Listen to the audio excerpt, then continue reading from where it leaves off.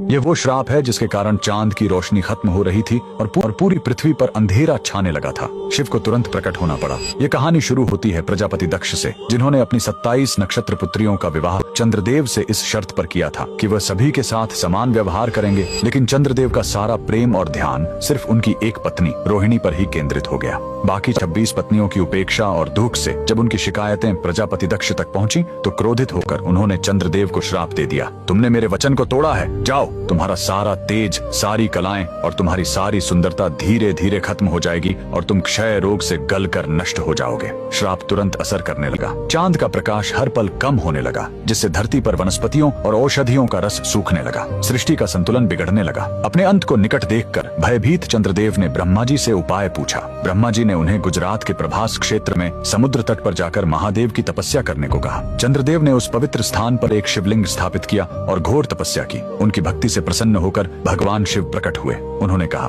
मैं दक्ष के श्राप को पूरी तरह खत्म तो नहीं कर सकता, लेकिन उसका प्रभाव कम कर सकता हूँ। शिव ने वरदान दिया, तुम कृष्ण पक्ष में 15 दिन क्षीण होगे, लेकिन शुक्ल पक्ष में 15 दिन फिर से पूर्ण हो जाओगे। उन्होंने चंद्र को अपने मस्तक पर धारण कर लिया और चंद्रशेखर कहलाए। और जिस ज्योतिर्लिंग की चंद्र ने पूजा की थी वो सोमनाथ, सोम यानी चंद्र के नाथ के नाम से प्रसिद्ध हुआ। और यही सोमनाथ मंदिर भारत का पहला ज्योतिर्लिंग आज भी गुजरात के वेरावल में उसी समुद्र तट पर शान से खड़ा है जहाँ चंद्रदेव ने श्राप से मुक्ति पाई थी। लेकिन रुकिए, इस मंदिर का एक और रहस्य है। यहाँ मौजूद बाण स्तंभ यह बताता है कि यहाँ से लेकर दक्षिणी ध्रुव तक समुद्र के रास्ते में कोई जमीन नहीं है। भगवान शिव के भक्त कमेंट में हर हर महादेव जरूर लिखें।